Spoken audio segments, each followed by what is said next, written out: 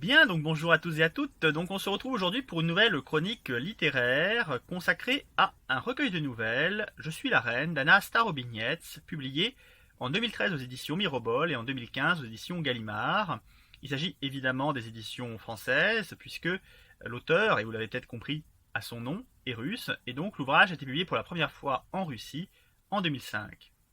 Alors, Anna Starobiniec a commencé sa carrière comme journaliste et elle entre dans le monde de la fiction avec ce recueil, prenant une place qui était laissée vacante dans la littérature russe d'alors, celle de maître de l'horreur russe, ce qui effectivement est un genre, enfin l'horreur est effectivement un genre qui a été peu exploité en Russie dans la littérature russe, et il y avait une sorte de trou dans lequel s'est engouffrée Anna Starobiniec avec succès.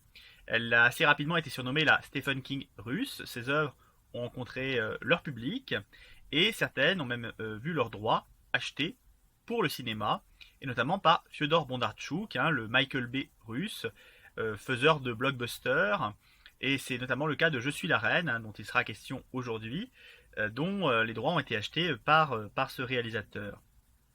Donc une auteure reconnue qui a su faire son trou au fil de romans, d'œuvres pour enfants également, qui échappent donc un petit peu au genre horrifique dans lequel elle s'est placée, lorgnant également vers la SF, vers le fantastique plus simplement, notamment son dernier roman, qui est en fait un peu la raison pour laquelle je vous parle aujourd'hui d'Anna Starobiniec, parce que j'avais lu le résumé de son dernier roman sorti en 2022, Lysibrody en russe, un gros pavé de 700 pages, mêlant des références au folklore russe, à la mythologie asiatique, des éléments aussi historiques.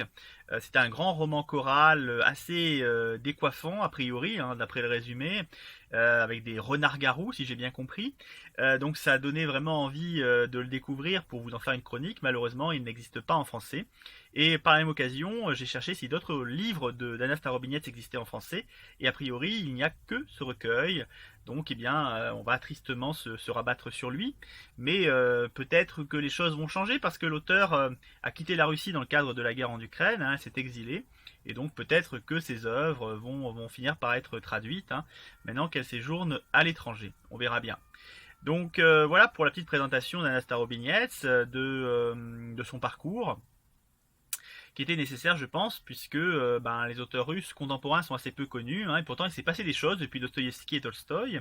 Donc c'était bien, je pense, de la présenter pour que tout le monde ait un petit peu un aperçu de qui elle est.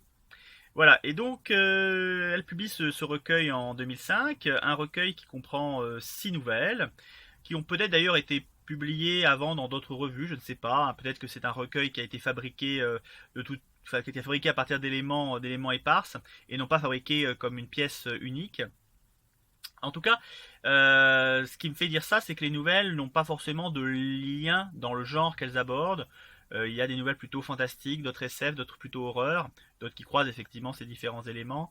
Et les thématiques que ces nouvelles brassent sont assez différentes, donc j'ai un peu l'impression que c'est des nouvelles éparses qui ont été mises effectivement dans le même recueil, d'autant que le format également de ces nouvelles est très variable. Je suis la reine qui a donné son titre au recueil est presque une novella par le format. D'autres font quelques pages à peine, donc c'est vraiment un recueil avec des nouvelles aux tailles très diverses. Donc 6 nouvelles qui abordent chacune bien des aspects inquiétants du quotidien. C'est des nouvelles qui sont assez proches de nous, voilà, qui prennent des héros du quotidien, des gens lambda. D'ailleurs, c'est assez intéressant quand même, c'est un élément, je trouve, positif du recueil, c'est que l'auteur non seulement prend des personnages du quotidien, mais s'intéresse notamment aux enfants. Et ça, c'est assez intéressant. Je trouve qu'il y a une certaine audace dans le choix des protagonistes principaux. Il y a 3 ou 4 nouvelles qui prennent des enfants pour protagonistes. D'ailleurs, c'est un petit peu, ça la rapproche un peu, je trouve, de Stephen King. On la compare à Stephen King, mais je trouve que c'est un lien qui existe avec Stephen King, qui prend souvent également des enfants comme personnages. Et ça, j'ai trouvé que c'était assez audacieux. D'abord parce que les enfants, c'est pas forcément facile, encore une fois, à choisir comme personnages principaux. Ce sont des héros un peu atypiques. Donc, il faut avoir un état d'esprit vraiment pour créer des personnages d'enfants qui sont solides quand on est adulte, qui sont effectivement solides et convaincants. Donc elle y arrive plutôt bien. Et autre audace également, c'est qu'elle prend que des héros masculins. En tout cas dans ce recueil, tous les héros sont masculins. Et c'est aussi un choix audacieux, hein. On pourrait effectivement penser qu'en tant qu'auteur femme, elles choisissent plutôt des femmes pour aussi une affinité peut-être de caractère, de personnalité. Mais non, elle choisit des personnages masculins, donc c'est un choix audacieux. Donc je note déjà ce courage, voilà, de prendre des personnages qui sont loin de soi. C'est pas une évidence. Et des personnages qui sont ancrés dans le monde réel, donc qui nous sont aussi assez familiers. Il y a pas de, ce ne sont pas des créatures de type vampire par exemple, non, ce sont des gens lambda qui sont confrontés donc à des événements véritablement inquiétants et angoissants, et qui le sont d'autant plus évidemment que ces personnages nous sont assez proches, même si on a des personnages qui sont russes, hein. Mais il n'y a pas tellement de différences culturelles, hein. Ça pouvait me faire peur un petit peu au début, je me suis dit, oh là, ça va peut-être être un petit peu exotique, mais non, même si certaines nouvelles sont typiquement russes, hein, indubitablement. Donc voilà pour les personnages déjà, c'est un bon point, c'est un point qui m'a agréablement surpris. C'est vrai que je m'attendais pas forcément à cette audace, mais c'est un point qui m'a agréablement surpris. Alors les nouvelles en elles-mêmes sont assez inégales d'un point de vue scénaristique, c'est en tout cas mon point de vue, hein, bien évidemment, mais je les ai trouvées assez inégales. Certaines m'ont vraiment convaincu, d'autres beaucoup moins. Alors en réalité il y en a deux qui m'ont vraiment moins convaincu que les autres. C'est la nouvelle J'attends, qui est la plus petite du recueil, hein, elle fait quelques pages, et c'est la nouvelle Famille. Ces deux nouvelles m'ont moins convaincu pour les raisons que je vais maintenant évoquer. La nouvelle Famille principalement parce qu'elle est très classique, assez lisse, redondante également dans son déroulé. Je l'ai trouvée, elle n'est pas extrêmement longue, c'est l'une quand même des plus longues, mais elle n'est pas extrêmement longue. Et je l'ai trouvée pourtant ennuyeuse, assez redondante. Il y a un côté, alors elle est souvent comparée à par sa construction à un côté kafkaïen, elle est souvent comparée à Kafka. Moi, j'ai pas trouvé ça très kafkaïen. Je me suis quand même assez ennuyé à sa lecture. Je l'ai pas trouvé très décapante. Un peu même à part des autres parce qu'il n'y a pas d'éléments vraiment fantastiques dedans. Donc la nouvelle raconte l'histoire d'un homme, hein, qui fait des découvertes un peu surprenantes sur sa famille. Pour résumer, en gros, c'est ça. Et j'ai trouvé ça assez classique, assez lisse, efficace peut-être, mais j'ai trouvé ça moins convaincant que les autres nouvelles. La nouvelle J'attends, là c'est un petit peu différent. L'intrigue c'est un homme, hein, donc qui tombe amoureux de quelque chose d'assez singulier, typiquement russe pour le coup. Là c'est une nouvelle qui est vraiment bien ancrée russe, mais voilà, il tombe amoureux, alors au sens strict du terme, hein, d'un point de vue presque charnel, voyez-vous, de quelque chose d'assez étrange. Et donc la nouvelle joue la carte plutôt de l'inquiétude, voilà, que de l'horreur pure, hein. Il y a un côté un peu inquiétant, bizarre, vous voyez, poisseux aussi, un petit peu poisseux dans cette nouvelle. Malheureusement, je trouve que c'est une nouvelle qui est donc très courte, hein, à l'inverse, c'est une nouvelle très courte, et malheureusement, j'ai l'impression que l'auteur avait une super idée, vous voyez, elle s'est dit, purée, ça va être rigolo, ça va être amusant, mais il n'y a pas grand chose à en faire après. Voilà, il n'y a pas grand chose à en faire, donc c'est amusant, voilà, c'est une sorte d'entracte amusante dans le recueil, mais malheureusement ça va pas plus loin. Donc c'est une nouvelle qui reste assez décevante, dans le sens où il n'y a pas grand chose à proposer d'un point de vue thématique développé. Voilà, il n'y a pas grand chose d'approfondi. Même les personnages ne sont pas, enfin le personnage n'est pas particulièrement saisissant. Mais enfin, ça reste amusant comme ça, quoi.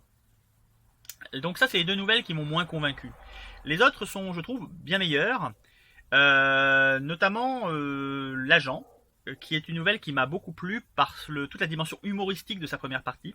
En fait, c'est un homme qui se découvre, c'est un homme qui doit mettre en œuvre, pour de vrai, les scénarios qu'on lui soumet. Et donc ça donne lieu à pas mal de choses assez rigolotes, à pas mal d'échanges entre personnages qui sont assez drôles. C'est une nouvelle plutôt comique à mon sens, hein, même s'il y a évidemment une dimension dramatique, puisqu'on est quand même dans une nouvelle qui doit faire peur, mais c'est assez comique par certains aspects. De la même manière que l'éternité selon Yasha, l'éternité ou l'immortalité, je ne sais plus exactement, mais c'est l'un des deux. Voilà, selon Yasha, qui est une nouvelle également assez comique. Alors, en soi non, la situation du héros n'est pas comique, mais ça donne lieu à des situations comiques. Notamment dans la première partie de la nouvelle, voilà, où un homme eh bien, découvre qu'il vit éternellement. Mais si sa vie effectivement est éternelle, eh bien, il ne s'agit peut-être pas de sa vie. Vous voyez, c'est compliqué, mais je peux pas trop en dévoiler, je peux pas dire exactement les choses, les bons termes, parce que sinon vous allez le savoir, enfin vous allez deviner, et malheureusement ça divulgacherait complètement la nouvelle qui repose beaucoup sur cela, sur le mystère qui est entretenu. Et c'est une nouvelle très loufoque, drôle. Alors comme dit comme ça, effectivement, on peut dire oh mais c'est comique, il n'y a pas du tout d'horreur, mais si quand même, il y a quand même une dimension évidemment très inquiétante aussi dans cette nouvelle. Voilà, donc deux nouvelles un petit peu plus loufoques.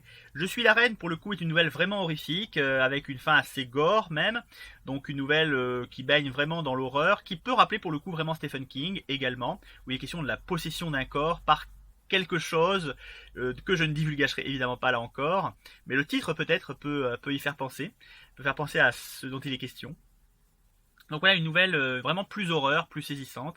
De la même manière que Les Règles, qui est une autre nouvelle, où un jeune garçon monomaniaque qui vit sa vie vraiment dans des cadres très étroits, au point de ne pas déplacer un seul objet dans sa chambre et de se réveiller s'il voit qu'il a été déplacé, eh bien